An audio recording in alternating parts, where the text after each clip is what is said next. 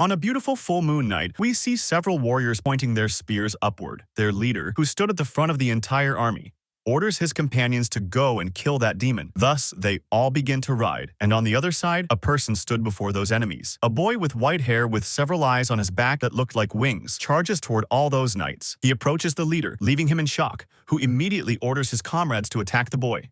The boy uses a black energy to tear that poor leader into pieces. The boy continues his massacre, striking those warriors multiple times with his hand enveloped in dark energy. Our protagonists seem to be effortlessly annihilating numerous humans. The boy even creates a purple fire, which spreads across the ground, burning the knights. He continues and even summons multiple portals from which dark masses like octopuses emerge, grabbing the warriors. The protagonist, even weakened by fighting a massive army of people, still remains alive. Nox continues battling, but from exhaustion, he kneels while we see 3 demonic eyes on his back.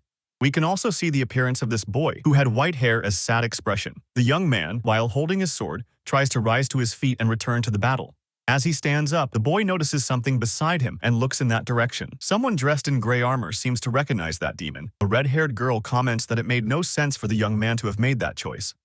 She states that the boy with white hair had betrayed his group and questions why he had allied himself with evil. Finally, she calls our protagonist Nox von Ranharbor. The boy, even with the appearance of that young woman, suddenly remains still, holding his sword. Upon hearing the word betrayal, he repeats it, becoming somewhat pensive. Choosing not to respond to that, the young man simply says, with a smile on his face, that she could consider it as betrayal. However, he responds that he did not betray anyone first. Rather, it was his friend and his group who had betrayed him. The young woman, on the other hand, says that this is a lie and questions what he was talking about and why he was acting that way. Even so, the boy keeps a smile on his face, and before he could respond, he asserts that he was forced. We go back in time and see a system screen stating that someone completed the first part of Lunatic. The person watching this was a boy playing on his computer, and we see that his room was completely messy. He was happy because this time he managed to get several items and some achievements too. However, the young man mentions that he thinks he won't be able to play that game next month. 2 years ago, we see an ultrasound of someone's brain. The doctor tells the patient Yuchan that he should stay calm and listen carefully to something. We then see our protagonist with a completely devastated expression, as if he had received the worst news in his life. Sometime later, we see the hospital where the boy was. He seemed downcast while holding a paper in his hand. Back to the moment when the doctor was saying something, the man states to Yuchan that after the exam, he checked the boy's records.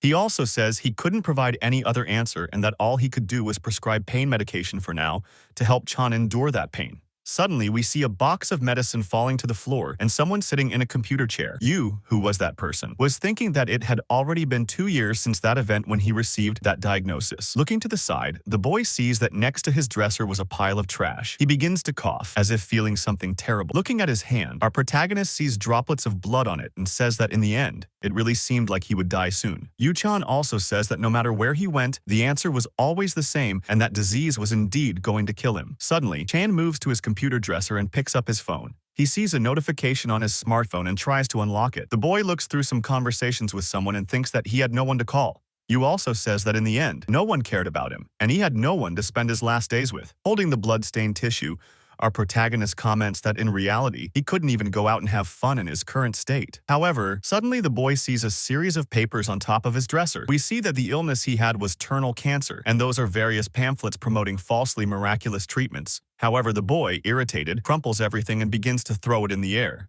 Frustrated, Yu starts sweating in anger and crying as he looks at his computer screen. We see that a game called Lunatic was opened on the PC. While Yu says it's the only thing he has to do, the young man begins to create a new save in that game and make a new character, trying to distract himself from his pain. The boy wonders what kind of character he should make this time. He considers some options like being a sensitive genius of magic or a genius of swordsmanship and martial arts. However, the game's system notifies him that a penalty is given to the character for choosing 2 genius traits and that to remove it, he should choose only one. We then see that the negative trait his character had was a time limit. The young man, seeing this, remains silent, simply staring at his computer screen. Chan says that, just like him in real life, his character also had limited time. Finally, the system asks if the boy would like to start the game with the character created, and he finally accepts. Suddenly, something appears behind him and the boy begins to feel a terrible sensation. Our protagonist starts to lose his balance and eventually falls from his chair. Yuchan supports himself on the desk as he tries to use his last bit of strength to stand up, thinking he couldn't believe he was going to die at that moment. Suddenly, the system appears in real life and informs that the character creation was successful, and meanwhile, Yu says he knew his death was really close. However, he at least wanted to choose the way he would die, and at that moment, the screen informs that the character's name was forcibly changed. A process called synchronization begins loading, and suddenly we see a beautiful balcony of a gigantic house. The synchronization is finally complete, and Yu-chan begins to awaken in a new body with white hair lying on a bed. Startled, the young man suddenly gets up, confused by the entire situation. As he gets out of bed, the boy thinks that for some reason he had a familiar feeling flowing throughout his body. Confused, he begins walking around the room but suddenly stops and says he just had a hunch. Looking at himself in the mirror, the young man sees a scene that he simply can't believe. He states that he was in that game he played so much, and looking at his face, he realizes he was Nox, a crazy character from the game. The narrator begins to explain that Nox von Reinhardt is one of the 3 Masters of Darkness in Inner Lunatic. This young man was born into one of the richest families in the world of Lunatic and is the youngest of the 5 Reinhardt siblings, with a family legacy of generations of sword and magic geniuses. However, Nox was the only one in the entire family without any talent. Being born without either of these talents, he grew angry at the world and eventually formed an alliance with demons, making him the greatest disaster in Lunatic's history. The young man begins to touch his own face, trying to see if he really was Nox or if it was all a dream. Suddenly, a system appears behind him with some information about Nox. He simply can't believe he's seeing a status window right in front of him. But upon closer inspection, he realizes it's all a bunch of nonsense and becomes completely frustrated. He also looks at his negative traits and sees that the boy, furious, realizes this is the character he had created earlier before coming to that world. Our protagonist also notes that one of his negative traits was the time limit, meaning he would also die here sooner or later. For some reason, the young man says he can't quite remember why, but looking at it, it seems quite obvious, and he thinks he wanted a character that resembled him in that game. Chan explains that with nowhere to escape, for someone whose only fate is death, he just wanted to feel represented in the world of Inner Lunatic. But of course, he never imagined a character like this could bring disaster to that world. Suddenly, the system states that Yu has an unread message in his inbox, and the boy clicks to read it. The screen begins speaking to the boy and calls him Yu-chan. However, it says it should call him Nox now. Due to his confused memories, the young man can't remember if that name Yu-chan was really his. He thinks he doesn't know if his parents are alive or dead, and all that remains is the name they gave him. Our protagonist processes this information and realizes that was the name he used before coming to this body. The message now says that Yu-chan probably doesn't remember him, but there was something he wanted to say. Right after it says it's been a long time, and seeing this, the boy becomes confused. The message also mentions that the last 2 years must have been difficult for the young man, and that he deserved to at least come to this place and live. Then suddenly, the person on the other side, through the system, welcomes Yu-chan back to that world, leaving him perplexed. Our protagonist becomes immersed in his thoughts, trying to understand that he was truly no longer in his world, and that, moreover, this place was his new reality. Even so, the person behind this system responds to Yu that, although there was much about his identity that couldn't be revealed, they wanted to help the boy as much as they could. Reading this, our protagonist is confused, unable to understand who this person was. The system asks the young man to enter the Eldian Academy, build strength there, and try to follow the main storyline of Inner Lunatic as much as possible. Then, all the truth will naturally be revealed. However, upon hearing this, the young man feels very scared. First, he hits his own head and says he's going to try to understand everything that happened. The first thing was that he was born as the final boss of the game Inner Lunatic, and in addition, he was supposed to follow the main story. Yu states that no matter how he interprets it, it only means he's eventually going to die. However, even if Inner Lunatic has indeed become his reality, that doesn't mean he's going to give up on regaining his memories. Chan says that no matter the cost, he's going to follow the main storyline. And like his lost memories, he's going to discover what he's doing in that world. And finally, he's going to survive, no matter what it takes. Moreover, the boy mentions that for the sake of this, he was willing to become a true villain according to what he believed. The young man then says that now that he's stopped to think, not much has changed compared to his old life. Since 2 years before losing his memories, he was already terminally ill. At every moment that passed meant one step closer to death, and beyond that, he wasted his life living in fear of when he would die. And the only thing that changed was the setting. This setting changed to a world he knew better and understood almost everything about. Finally, the young man asks the system what day it was today. He receives the news that it was February 4th, 1812. The young man then says this means he didn't have much time, and this leaves him somewhat anxious. But even so, with a fiery resolve, the young man declares he's going to begin his 28th attempt to clear that game. Our determined protagonist moves to open his bedroom door. However, something happens to his wrist. A pain leaves the young man confused, hindering him from performing that action. The system informs him that the negative condition has been activated, and due to the effects of constant ailment, Nox had developed wrist inflammation. After leaving his room, the young man questions himself about what the hell was wrong with that body and wonders if it was really that fragile. Suddenly, he bumps into a young and beautiful girl dressed in maid attire. This causes the woman to drop some dishes, shattering them immediately as they fall to the ground. She, confused by the collision, suddenly questions who had done such a thing. But upon realizing it was the young master, Nox, she panics. Examining the girl more closely, our protagonist realizes that she was probably Rona. The young woman, desperate, quickly apologizes and begs for forgiveness for committing the crime of harming the Lord. Our protagonist also recalls that despite being a peculiar character, the only thing he remembered was her speaking behind Nox's back. But looking now at the innocent face of that girl, he couldn't believe she would talk behind Nox's back. The young man kneels and says he'll forgive her this time. However, there was something else. With a frightening expression, Nox says that if she made a mistake again, she would be punished mercilessly. Terrified, Rona quickly apologizes and says she agrees with that. Looking around, he notices that everything seemed very quiet, and we see that all the other servants had an expression of fear. They seemed to be in simple shock, confused by the boy's behavior. The young man realizes he forgot he was supposedly supposed to be insane, since in the game, Nox was like that and frustrated. He wonders what kind of life the previous owner of the body led. At this moment, Rona asks where the young master was going so early, and he quickly replies that he was on his way to the training hall. All the servants are incredulous at his responses, as they did not expect that from the boy. Right after saying this, he asks his maid Rona to accompany him, leaving the girl in shock, imagining that her master is going to hit her. We then see the two young people walking slowly through the corridor. Up until now, Yukon had been silent, only thinking that first of all, he needed to survive. He states that after experiencing the sensation of dying, he had one certainty now. And that certainty was that he really didn't want to die in any way. So to survive, he needed to adapt to his new circumstances as quickly as possible. Suddenly, Yu simply says that this doesn't mean he had no chance, and everything depends on his effort. And Rona, upon hearing her master speak, just seems confused. Our protagonist continues to speak in his mind and thinks that he played that game 27 times and therefore knew most of the hidden aspects of that city. The young man activates his status window as he begins to explain the game's story. Yu informs that the game, Inner Lunatic, has a story that pits angels against demons alongside the Empire, and this game had a huge fan base around the world. A special part about this game was the large number of customizations allowing different players to play with different styles, while lower traits like common and talented could be assimilated multiple times. In most cases, genius traits could only be assimilated once, and using a genius trait makes it easier to reach the top of that world. However, our protagonist only has 2 of them. He also says that in that game, there is a concept called trait penalty. With a certain procedure, you can acquire 2 genius traits, but this brings disadvantages. One of these traits was the genius of combat swordsmanship, which grants sword skills and allows the user to reach the pinnacle of fencing. On the other hand, there is the mana-sensitive genius, which increases one's magic skill and makes spellcasting more efficient. He also thinks that there are many other useful traits. One of them is the main character's skill, which allows the user to see other characters' status windows. Another is the master of acting, which enables the user to easily deceive people in any situation. There's also the steel mentality, which, when used in battle, allows the user to regulate their mental strength, staying calm. The only problem would be the negative traits, like the time limit, which is the worst of them all. Looking at his various negative abilities, the boy sighs, thinking that he was definitely a walking hospital. Yushan finally says to himself that for people with a cold negativity, unless the user has a warm ability, it's almost impossible to step into a frozen area.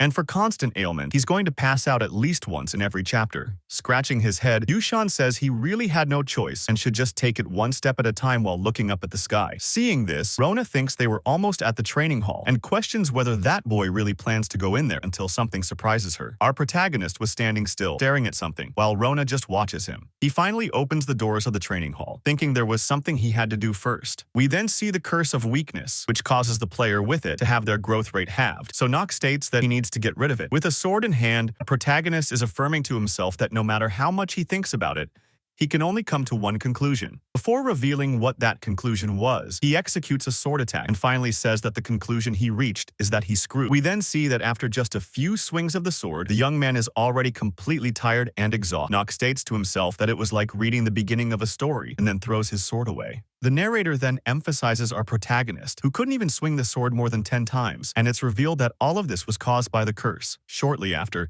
Nox gathers his strength and starts to get up, looking around and thinking that at least he had a bunch of weapons available to him. And the reason for this was that the Reinhardt family's origins began with the sword. He thinks that when it comes to the Reinhardt family among everyone, the best way to describe them would be as the high class of the blade and darkness. The reason this family earned this title was due to the ability to imbue black mana into sword blades to finish off their enemies. All of this was thanks to the commander's blade, also known as the tyrannical blade of darkness, which has been passed down to each family leader. Nox also tells himself that aside from that fencing, there were several advantages to being part of a noble family, as they held high power and influence in the world. But by far, the greatest advantage of being from that family was the enormous amount of money they had. Happily, He states that money was everything good in that world as he thinks of all the things he could do. Yushan also mentions that his Reinhardt family is one of the largest noble families in history, and of course, this means they are extremely wealthy, to the point that even the youngest and most useless son, who was him, had enough money to never need to work. It's as if Nox's father, Theo, didn't care whether his son spent money wisely or not. The boy also notes that, to begin with,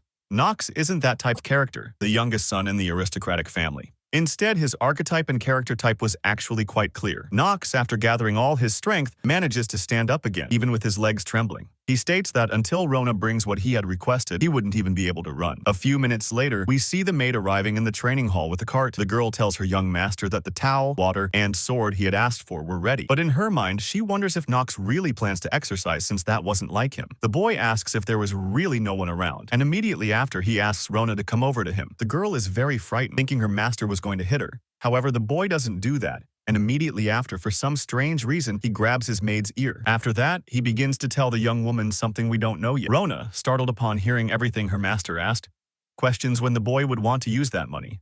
She also states that all the ideas her master shared with her were trash. However, before the girl can continue talking, the young master orders her to shut up and go carry out what he commanded.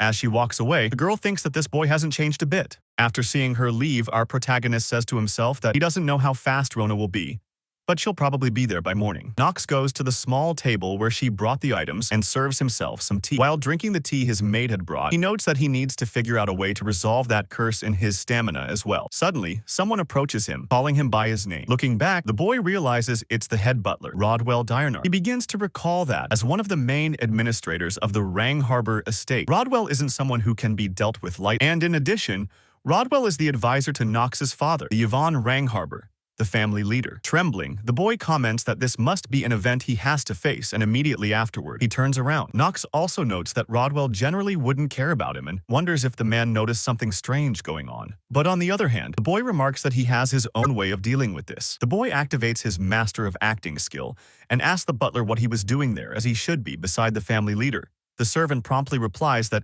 after receiving orders from the family leader, he was there to deliver some news to Nox. Ernark explains that one of the news items is that the boy would be able to attend dinner that night. Confused and awkward, our protagonist thinks he hasn't managed to find out anything about that family yet, and even so, he's already going to have dinner. To get out of it, he asks the butler to tell his father he can't attend. The butler, in his mind, wonders why his superior wanted Nox at the dinner, and then explains to the boy that the young lady of the still and her family had come to visit and train there. And after picturing the girl's appearance, he states that if the young master didn't attend, the family leader would certainly be angry. Sighing and realizing there was no way out, Nox then agrees and says he understands the position he's in. Immediately after, the butler notes that the boy was acting strange that day, and Nox asks what he meant by that. Ernark responds that his young master had never been interested in swordsmanship before, and even so, he was practicing in the hall on his own. Intruding into the boy's life, the butler asks why he's doing this. The boy, changing his entire aura to something aggressive, responds that he's going to make one thing very clear. He orders Ernark not to dare cross the line, being nothing more than a mere butler. With no shame, our protagonist states that what he does or doesn't do is none of Rodwell's business, and that he'll make his own decisions. The man, not seeming to handle this well, still appears somewhat intimidated. He bows before Nox and apologizes for his misstep. Immediately after, our protagonist turns and begins to leave the area. On the other hand, Rodwell wonders if something had happened to that boy and says he'll report this to the family leader. A short while later, we see the beautiful mansion of the Ryan Harbor estate. Our protagonist, who had just left the training hall, was trembling, commenting that it gave him chills since he never imagined an event like that would happen. The boy wonders what would happen if the possession had been activated, but notes that it doesn't matter since it didn't happen anyway. Nox starts to recall who that young lady from the still inner family was whom his butler had mentioned since he had already played that game. Confused, the boy wonders what that girl was doing there, and then we skip forward to the evening. Sitting at one of the tables, a foolish boy begins to mock someone. Surprised that person came there to eat. We see that the target of this mockery is Nox, who was sitting there calmly. Moreover, those who were bullying him were the twins Hearts and Alan, who continue to ridicule their poor brother. One of them comments that he never thought Nox would show his face there, and it was unbelievable. They continue mocking the boy, stating that he had made eye contact with the maid and was probably a lost cause. On the other hand, Nox just listens to it in silence and in his mind responds that he didn't do anything. Suddenly, the doors of the hall open and someone important arrives, stating that it seemed everyone was there. This person was Theo von Rong Harbor, the owner of the entire mansion, and for Yu Shan, seeing that man, realizes that he was the leader of the Rong Harbor family, Nox's father, and in addition, he was accompanied by that. The appearance of Talia von Still-Inner is then revealed as she introduces herself to everyone in the family with her radiant beauty. The family leader then says that the young lady from the Still-Inner family requested night training there, and therefore, she'll be spending some time in that territory. Finally, Theo Von asks all of his children to welcome the young lady. Our protagonist, seeing that girl, thinks that Talia will be the future heroine in her lunatic. She's the character who opposes the future villain Nox, and sometime from now, Talia will drive a sword into his chest. Nox's father, seeing his son there, is surprised that he actually decided to show up. For some reason, the tension arises between Nox and the guest, and they finally make their way to the dining room. There, the family was apparently eating peacefully. Nox just stares at his two brothers who tease him throughout the dinner. One of the twins calls his father and says it's time to decide who will be next to enter Elden Academy. And hearing this, Nox finally seems interested. Theo agrees and says it was time to make a decision. Our protagonist explains that Elden Academy is the most important place within Inner Lunatic. The Academy's students face all sorts of situations and they fight demons there, which is the main story of the game. In his mind, the boy notes that he needs to enter that academy, and moreover, he needs to gather his own allies while keeping most of the original plot structure. Theo then starts a speech, stating that everyone there likely already knows, but the academy only allows 3 individuals from each family, and this is because they want to limit the influence of nobles, and since he already used the first 2 spots for his first and second sons, only 1 entry ticket remained for the Ran Harbor family. Nox thinks that before making allies, he needs to secure the ticket to the academy at any cost, as that's what the system asked him to do. Theo continues his speech, saying that's why he decided to follow the family traditions, as this had been the method his ancestors used. Immediately, the weak young man with white hair supposes that his father was suggesting a fight among the brothers. Hearing this, the man thinks he never imagined his weakest son would be the first to react to this and is truly surprised by that attitude. Immediately afterward, he responds that the boy was correct and mentions that the fight's date would be in 1 month and they will decide the next entrant through a duel in the training hall. One of the twins suggests that Nox stay quiet to avoid embarrassing himself, and the other responds that weak idiots like him, who have never wielded a don't stand a chance. For some reason, the guest, the heroine, seems bothered by this. In an imposing manner, Nox simply replies while sipping his wine that his brother can only say that after winning. One of the twins becomes irritated and asks if his brother really thinks someone like him could defeat strong people, as he's nothing but a failure. Our protagonist thinks that this duel is yet another event he needs to face to secure the entry ticket. Annoyed with the situation, the boy notes that he's not obligated to listen to those insults and prepares to respond. Proudly, the boy simply states that he will be the one to enter Elden Academy. Theo, hearing this from the person he least expected, feels a bit incredulous. The 2 twins are completely furious at their brother's statement. Talia, impressed by the boy's confidence, comments that he seems quite certain of his abilities. For some reason, Nox doesn't feel happy with that reaction. In his mind, the boy notes that he's just caught the attention of someone he shouldn't have. Sometime later, we see some papers on a small table in a main hall. Theo, in his office, states that, as the butler's report suggested, there seems to be something different about Nox. Ronwell promptly replies that it's just his opinion, but it seems true. In his mind, Nox's father thinks that if he hadn't seen what happened that day himself, he wouldn't have believed it. The patriarch appears quite thoughtful, wanting to know what caused this change in his son. And,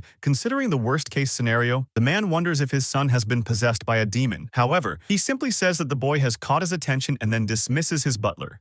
Finally, he asks the butler to keep an eye on Nox. Sometime later, we see our protagonist running around the training hall while a few maids comment on it. They seem completely confused since running is the only thing that, even tired and exhausted, Nox doesn't seem deterred and continues running. Confused, Yuchin wonders why he can hear everything the maids are saying. Right after that, the boy's stamina status increases by 0.1. Nox is extremely dissatisfied with that small increase and tells himself that he's running because his stamina is incredibly low. He explains that the condition to use the genius of combat swordsmanship is to have stamina stats above 4, and unless he's as weak as Nox, he should already be able to use it right away. But with the weakness curse in effect, it's taken him a month to increase his stamina by only 19. The boy explains that the weakness curse is a curse that reduces reduces his growth rate by half, and after running so much, our protagonist managed to increase his stamina by 0.1. Additionally, since the time limit trait also halves his growth rate, he has to work 4 times harder compared to others. Still, even with all that effort, thanks to the time limit trait, he can only reach a maximum of 15 stamina, but he says he won't worry about that now. Sometime later, we see Rona once again arriving with a cart and calling for her young master, saying she brought all the supplies he requested. Nox is pleased as the girl was faster than he expected, and immediately after he replies that he should be able to make some progress now. We see that on the table Rona brought, there were several extremely unique and strange ingredients for some reason. Confident, our protagonist thinks he's just going to use his knowledge to solve all these problems.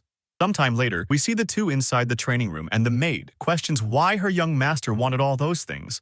She notes that the poison is difficult to handle and that people generally avoid such things, and besides, the scroll is the only useful item there. The young man, however, simply replies that it's hard to handle because no one knows the right way to use it. Our protagonist turns and grabs one of the vials on the table to perform something. For some reason, Nox, without hesitation, drinks the poison inside that vial, leaving Rona horrified. Right after that, the boy starts feeling sick and comments that it was indeed lethal. However, for some reason, the system notified him that he managed to increase his health by 15 times, but the death countdown would start soon. The girl then says she's going to call the head butler. However, the boy asks her to stop. After doing this, Nox consumes one more of the strange items on the table, the Golan core. Rona becomes even more terrified, and at that moment, the system notifies that the young man will start to petrify slowly. However, the hidden mechanism is activated, and the three-headed Gorgon's poison reacts with the Golan core. With this, Nox realizes that his plan was finally working. He explains that originally, the Golan core was used to petrify people to quickly increase their defense or to create artificial golem. However, when combined with the Gorgon's poison, an effect is triggered, and the negative trait Curse of Weakness disappears. Nox is completely thrilled by this, while Rona remains extremely apprehensive. Even so, the boy tells himself there was still one more step, while his maid asks if he's okay. For some reason, the young man begins to remove his shirt, leaving the girl utterly shocked. Embarrassed, she covers her eyes to avoid seeing the scene. However, she realizes that the boy was reaching for the vial she had brought. Yuchan pours the dew of the Fairy of Remembrance over his body, causing the petrification effects from the Golan core to disappear. The dew of the Fairy of Remembrance also reacts with the core, and as it does, Nox mentions that it brings him a strange feeling. The hidden mechanism is activated, and thus our protagonist temporarily gains the trait Blessing of Evolution, and he's delighted as everything went according to plan. Finally, he notes there's only one more step and moves to grab the scroll and the table. The young man uses it, doubling his stamina growth rate once again. In his mind, Yuchan thinks he managed to eliminate the curse, and in addition, the Blessing of Evolution is limiting the effects of the time limit trait, along with the scroll. Now, his evolution rate should be twice that of most people at this moment, meaning he could increase his stamina stats much faster. The maid, on the other hand, afraid her young master would die, jumps into his arms, embracing him. In tears, she asks if her young master is okay, as what he did was madness. She says that the boy started taking off his clothes out of nowhere and she thought something was wrong with his head. But, ignoring Rona, the only thing Nox asks for is a towel. Even so, Rona isn't entirely satisfied and continues shedding tears. Our protagonist thinks that since the curse has been removed, maybe he should go easier on his maid.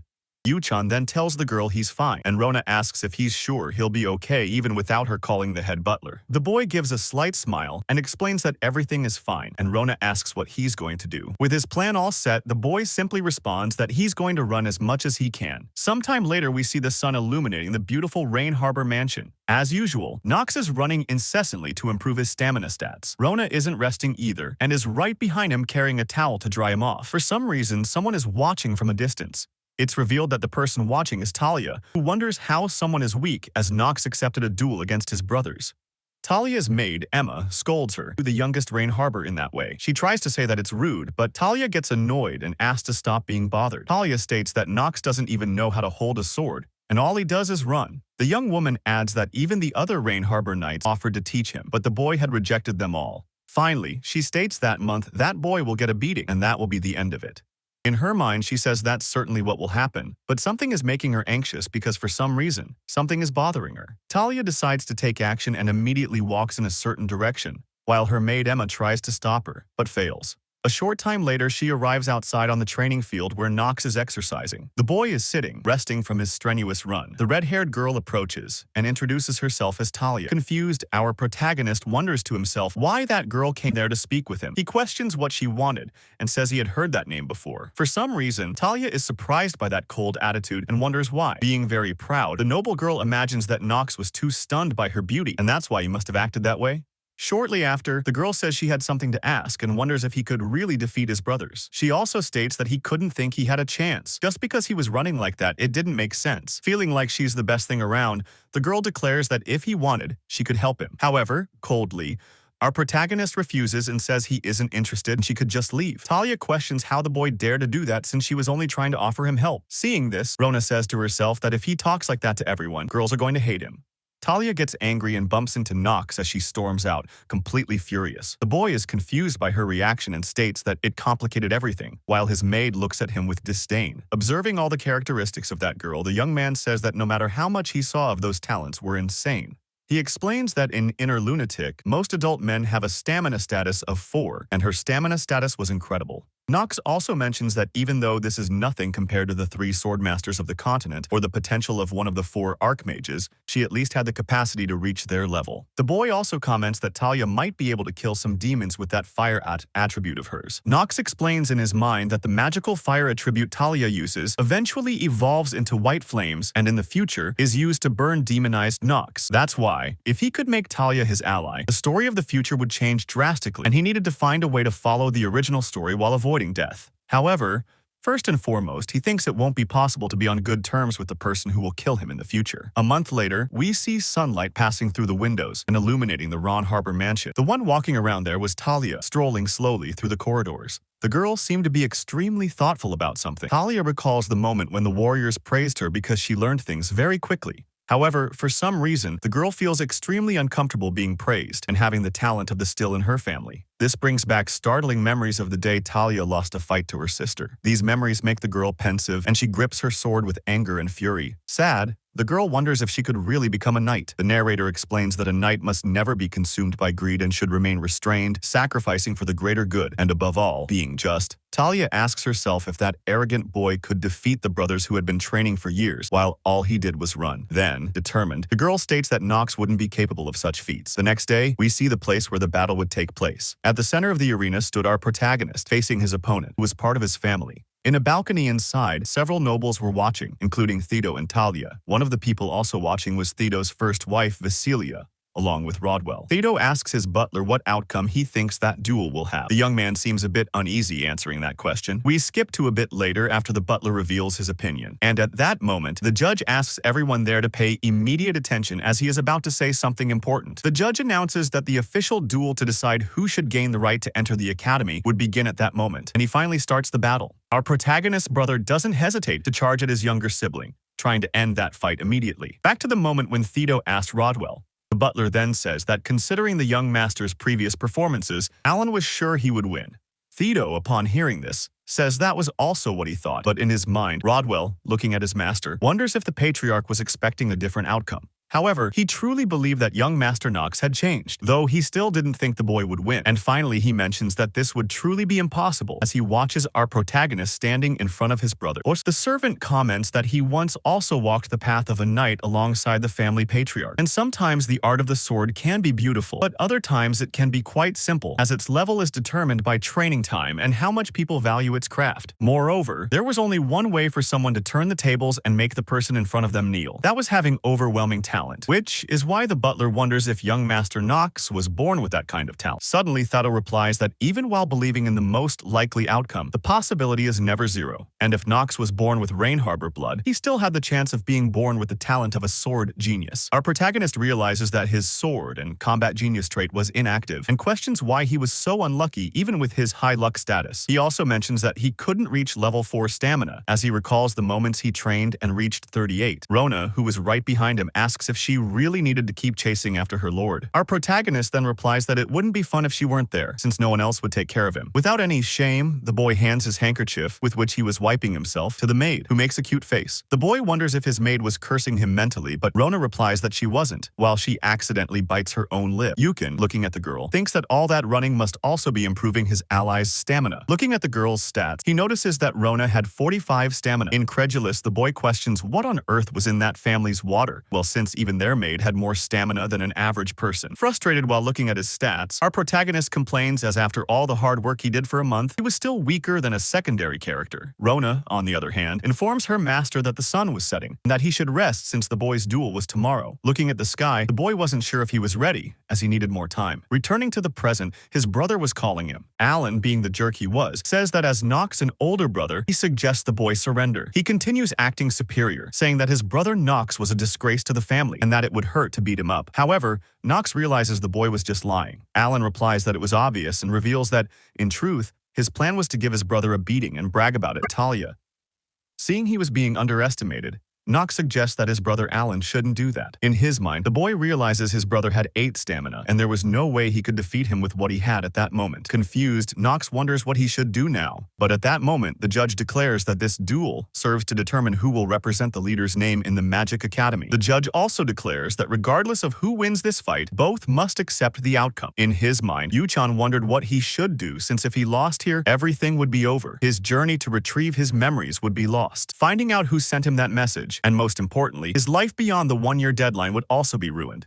Which is why he grips his sword tightly. We then return to the moment before when the judge gave the signal to start the fight and Alan charged at his opponent. As a way to escape, our protagonist rolled to the side, dodging and evading the imminent strike. Still at high speed, he uses his stopping foot, managing to halt immediately. Alan, seeing that, merely says that his little brother had a bit of luck. Without hesitation, the white-haired boy continues attacking Nox, who thinks that this game has an evident rule. The rule is that when you lose everything. But if you somehow overcome everything, somehow you gain it all. Then, at that moment, the boy's stamina increases by 1 point and he realizes his plan was working. Noticing his brother's reaction, Alan questions if his incredible strikes left the boy so impressed. So he continues attacking, saying their few hits will help Nox regain his sense of reality. Facilia, who was in the audience, thinks that all those talks about the change in personality of that little one were in vain, and that she worried for nothing. Watching her son beating up Nox, she comments that just like the first two, the third Rain Harbor spot in the academy will be occupied by one of her sons. She calls Nox pathetic, and as she looks at Theo, she thinks that one day that family will be hers while showing a malicious expression. Theo, who was in the audience, states that he had placed many expectations on his son Nox and wonders if that was as far as he could go. Rodwell, watching the beating, suggests that his master stop the duel as it shouldn't continue because he fears Master Nox might suffer severe injuries. The patriarch thinks that Alan and Hearts are reasonably talented, but compared to their older brothers, they are merely mediocre. Stably watching the fight, Theo says he will have to accept that none of his sons will have the power to dominate everything and place the world under their heel. And seeing that Nox is extremely tired and struggling to breathe, he states that apparently none of his sons will be worthy of the vanquisher. The man then, sighing, begins to rise, saying that he will have to stop the duel. However, at that moment, our protagonist, while defending himself from multiple attacks, receives the stamina he wanted. And finally, the genius of swordsmanship and combat is activated. Alan, seeing his brother's strange expression, questions if the boy finally realized what he had lost. But at that moment, the boy activates the genius time skill and begins to unleash his power. Our protagonist begins to think that someone whose name he couldn't remember once said that a genius and an ordinary person experience time differently. And after activating that skill, he finally understood that time passed like that for a genius. He states that, in his new perspective, everything was moving very slowly, as if the flow of time had become several times slower. But it was clear that his new ability didn't automatically make him a perfect swordmaster, and this ability alone couldn't guarantee his domination of the battle. However, he was no longer a dormant swordsmanship and combat genius. Therefore, everything was resolved, and at that moment, Alan prepares to strike his brother, who is watching it in slow motion. In the blink of an eye, Nox manages to parry the attack and send his brother's sword flying away. Alan is in complete shock, seeing that little genius rebel in front of him. Our protagonist, on the other hand, is extremely excited, thinking that victory is entirely his. After being struck by Nox's weapon, Alan's sword flies far from him, making it impossible for him to continue fighting. Having taken a hit directly to his hand, the young man crouches, irritated by what just happened. Our protagonist tells his opponent that this is fun, while displaying a terrifying expression. Alan is extremely outraged and questions what the boy is talking about. However, he is ignored. Our protagonist, while ignoring his brother, thinks that even so, he couldn't let his guard down. Nox explains that he couldn't get distracted, as unfortunately, his ability only lasted 5 minutes, so he needed to finish everything within that time. The young man then reveals to his brothers that he had been going easy on them until that moment. However, everything was too boring, so he would have to change that. Finally, Nox suggests they end it quickly, and asks that the two twins fight him simultaneously. Alan and Hearts are extremely offended by that suggestion from their brother. Without wasting time, our protagonist asks his father for permission to fight both of his brothers at the same time. who was incredulous at the entire scene he was witnessing, stays silent for a moment as he thinks about it. Roger and Talia were also in disbelief, wondering what that boy was doing. Nox's father, feeling proud, thinks that his son's energy had changed, and it seemed like he had something up his sleeve, so it was worth watching a little longer. The patriarch, without hesitation, permits the 2-against-1 confrontation as his son requested it of his own free will. Facilia, on the other hand, is not happy at all and tries to question her husband, who ignores her. Immediately afterward, the man declares that the twins should begin their fight against Nox. Alan retrieves his sword, and Hearts questions how that brat dared to humiliate them in front of their own father. However, despite the whole situation, our protagonist appears extremely calm and with a radiant smile. The twins prepare for battle and ask Nox to do the same. Without hesitation, they charge at Nox together and in sync, aiming to end the fight as quickly as possible. However, even alone, Nox, with his new ability activated, manages to defend himself from both strikes. One of the twins tries to instruct his brother to approach Nox from the left, but not wanting to take orders, the young man becomes irritated and tells his brother to shut up. Even receiving attacks from all directions, Nox remains unfazed and continues defending himself. The system notifies Nox that due to the special effect of Genius Time, his swordsmanship genius proficiency has increased, which makes him happy. Several attacks are directed at him. Nevertheless, he manages to parry them all. The twins, no longer in sync and even arguing, fumble and collide with each other. They distance themselves from Nox, frustrated by the entire situation. Even Talia could no longer contain her excitement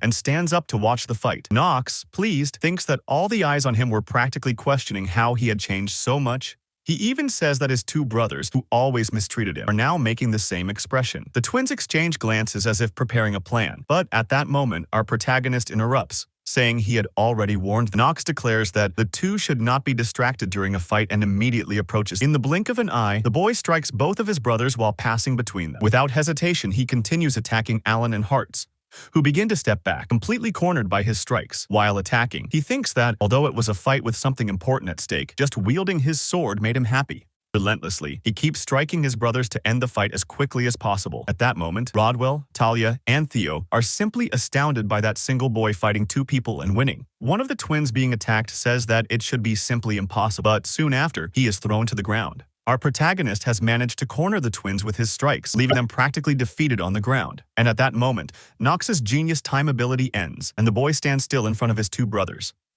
Even with the victory, he feels a bit sad that his ability had already ended. The twins' mother tries to call their sons concerned about them. Nox, wasting no time, asks the judge if the winner had been decided, and the man promptly agrees. Finally, the judge announces to everyone in the room that the winner is young Master Nox Reinhardt. Alan, lying on the ground, is simply furious with anger. Immediately afterward, he drops his sword, disappointed in his own abilities. Theo just watches the scene, unsure if what he was seeing with his own eyes was truly real. Nox, as clever as he was, looks back at his father to see if he had a proud expression. Soon after, the boy bows and announces to everyone that he will take his leave. Without hesitation, he begins to leave the room with an imposing air. Talia, on the other hand, wanted to try talking to him but only watches his back.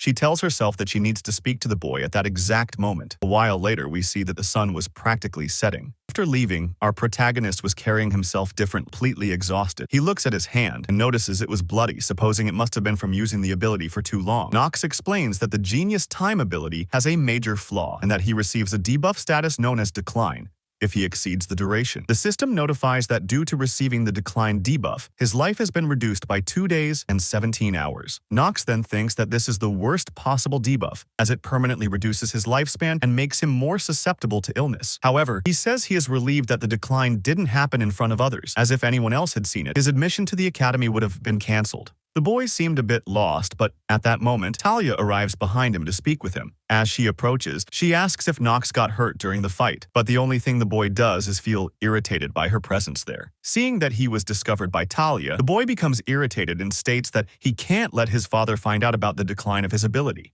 Before he could say anything, Talia says she can't believe he accepted the fight with his brothers with such a broken body.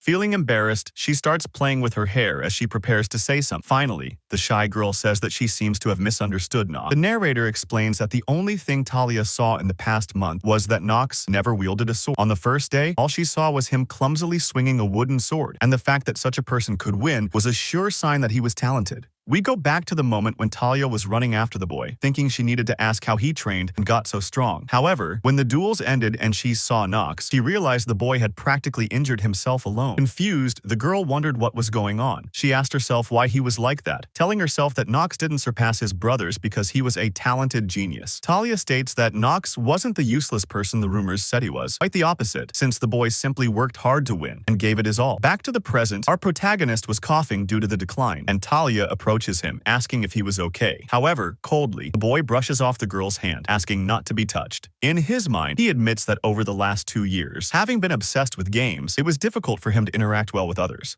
Embarrassed, the only thing Talia does is apologize.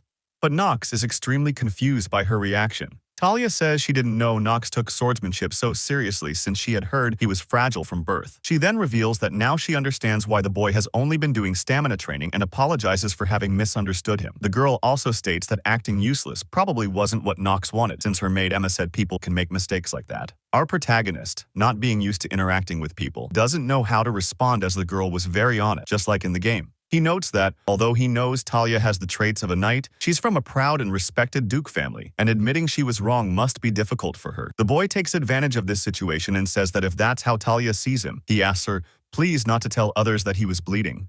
Seeing that it was a matter of pride, the girl simply responds that she won't reveal anything to anyone. Nox is relieved as he probably doesn't need to worry about others finding out about it now. And before leaving and returning to his room, he asks Talia to keep her promise. The young girl becomes quite shy, as if a spark of affection were emanating in her heart. Later, we see the moonlight illuminating the beautiful Wren Harbor mansion. Theo, who is in his study, says that it seems his guess was correct.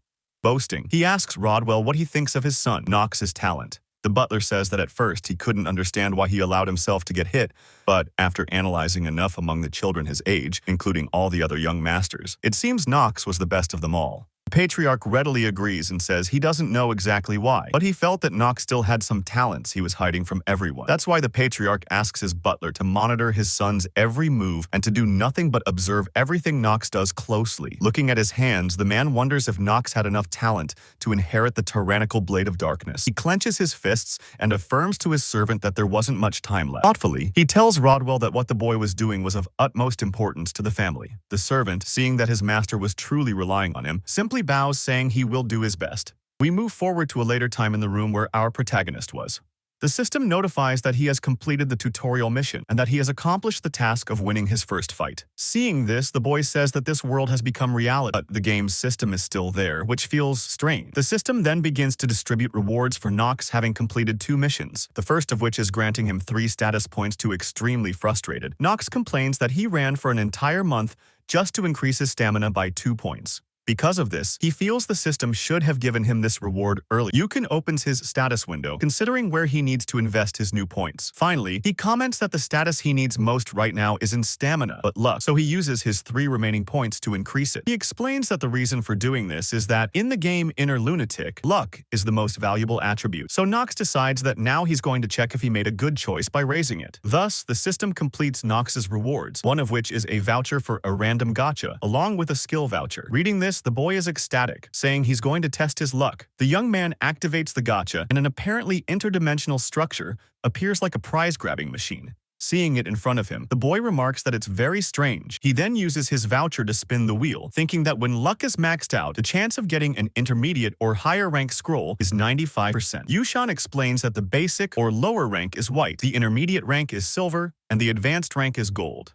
The highest rank is rainbow, so the boy hopes to get something gold or higher. Finally, the capsule exits the machine and prepares to reveal its contents. A golden light shines, and at last, a golden scroll appears before our protagonist. Upon opening the scroll, the system notifies Nox that he has gained the advanced trait Fear of the Supreme Ruler. The young man, on the other hand, is extremely satisfied, hardly believing he actually managed to get it, and the system shows him the skill information. He explains that the skill has the effect of reducing all the stats of anyone with a total status value lower than Nox by 20%. Extremely excited and happy, the boy simply comments that this is fantastic and he can hardly believe he got a debuff skill. However, the boy still had another reward from the mission. The system asks if Nox would like to use the single-use skill confirmation voucher. Reading this, the boy thinks that the skill he'll get with it is already decided, as he wants to obtain one of the hidden pieces the Reinhardt family possesses.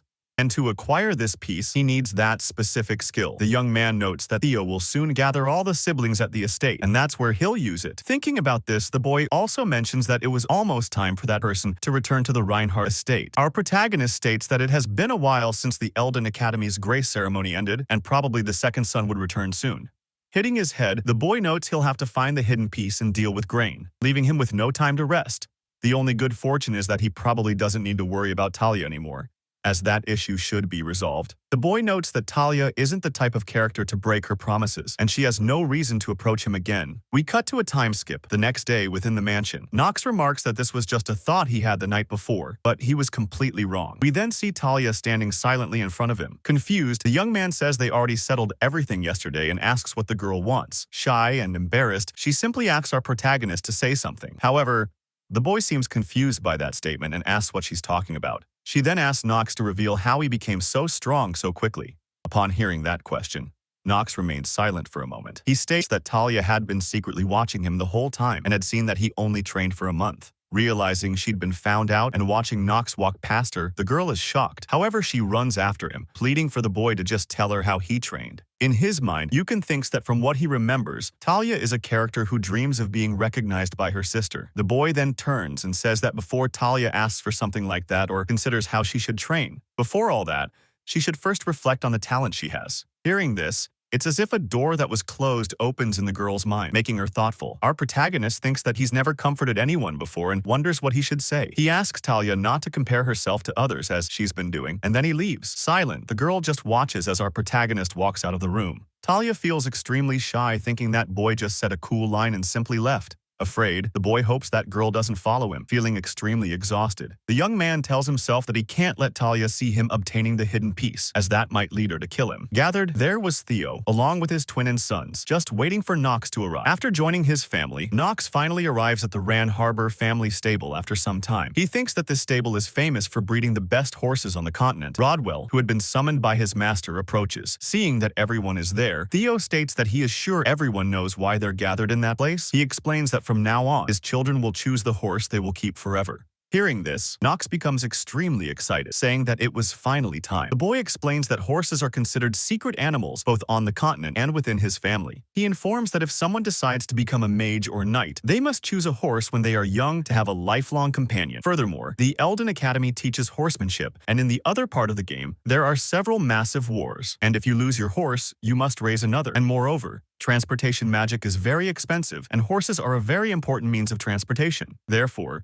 the boy decides he will choose the best horse possible. Theo then reveals that as Nox was the winner of the duel, he should choose first. The man tells his son he'll only give him one chance as Nox mocks his losing brothers. As he heads toward the stable, the boy's father says he's curious, wanting to know which horse his youngest would choose. The young man passes by several of the animals, thinking that actually they're quite cute. However, he's searching for a specific one and finally he finds it. He spots an extremely elegant gray-coated horse. Our protagonist, without hesitation, walks toward it and tells his father that he'll choose that one. For some reason, Alan and Hertz, along with Theo, are extremely surprised by this choice. In a rare act of kindness, Nox's father suggests he pick another horse and says he'll give the boy another chance. Seeing that he'd been given another chance, Nox supposes that his father probably thought the decision was very poor. But he is certain of the opposite, and immediately afterward, he activates the status window of that animal to analyze it. The boy explains that most summoned creatures are divided into ranks, and depending on their evolution, they can increase much more than one rank. This meant that the horse could even reach a high rank, and that's why it was his choice. Moreover, it was an obsidian horse, the rarest type among many others, with its name referring to a type of volcanic rock. The boy notes that if his father knew that, even he would have chosen this horse. However, it's less tempting now due to the negative trait, as many of the horse's traits are deactivated because it has a debuff. It's revealed that the horse's negative trait is a foretold death, and seeing this, our protagonist thinks that, in a way, it's a more annoying trait than the time limit. He finally responds to his father that he will not change his mind, and this is his choice. Meanwhile, the young man tells himself that with his knowledge, he can save this creature.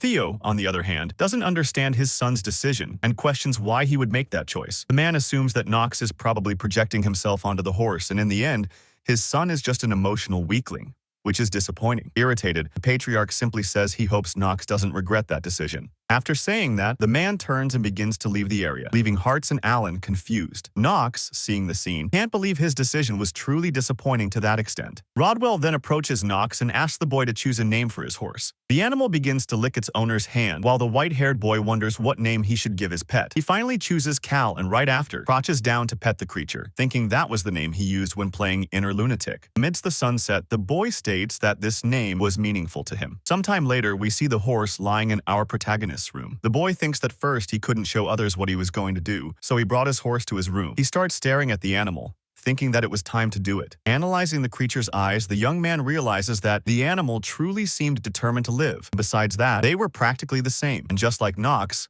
the horse was also fighting to live. Shrewdly, Knox reveals that he knew Rona was spying through the door and asks the girl to respond immediately.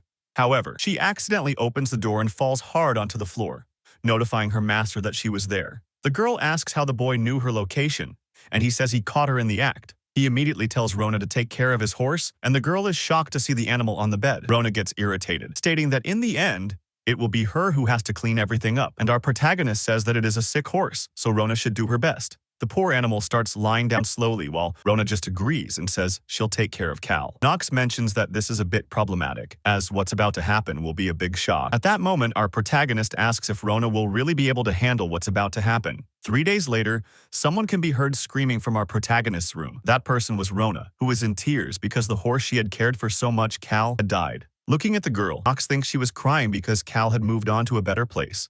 Remembering all the things the girl did for his horse, he considers it understandable since she had put in a lot of effort to care for him. In his mind, the boy states that despite everything, he already knew something like this would happen. And recalling the poor animal, the young man remarks that Cal couldn't be saved. Our protagonist walks up to Rona, asking her to stop crying as she was distracting him. However, the girl was still crying.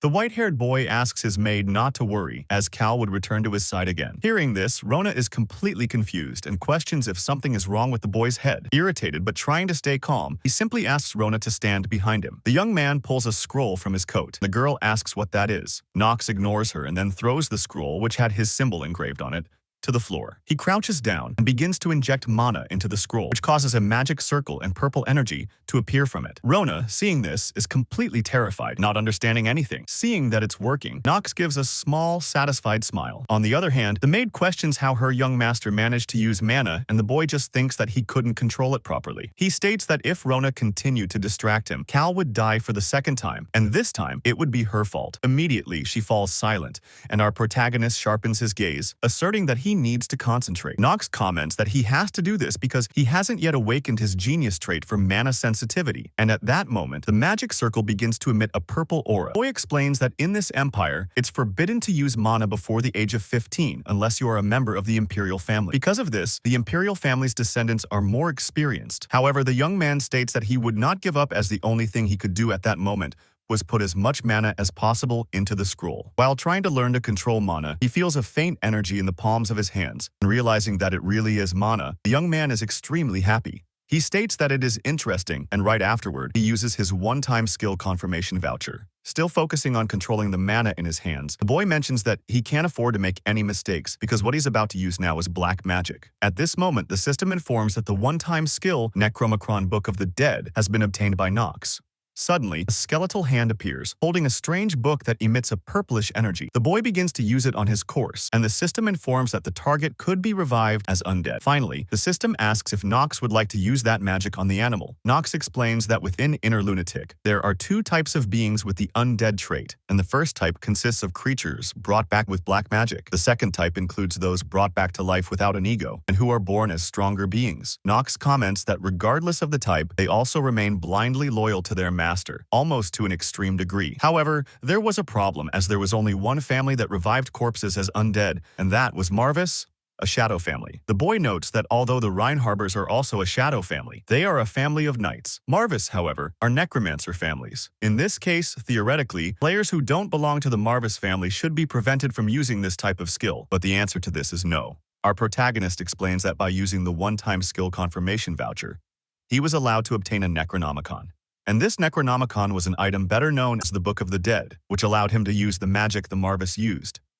At that moment, Several black hands begin to rise from the ground around the magic circle. The hands start to surround Cal, and the ritual proceeds. They continue to wrap around the animal as if trying to take control. Suddenly, our protagonist starts bleeding from his mouth for some reason. Roman is desperate for her young master. However, the boy asks her to be quiet. He continues to imbue his mana into the magic circle to complete the ritual as quickly as possible. However, once again he spits blood as his mana was nearly depleted. But looking ahead, he sees that Cal was fully reanimated with a strange aura around him. The horse appeared to be alive, though somewhat different from before. Upon receiving the notification that the skill was successfully activated, our protagonist is thrilled. Finally, the ritual is completed, and Cal is revived as an undead. Realizing that his plan had indeed worked, Nox gives a big smile. Rona, who had been in tears, is completely confused by what happened and saddened since her young master was in a bad state. However, our protagonist simply wipes the blood from his mouth and asks his horse to come to him.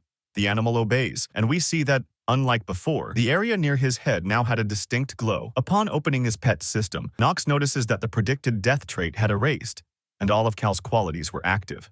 At that moment, the young man touches Cal's head, stating that he will be his master from now on. Before he could do anything, Cal and Nox sense an approach.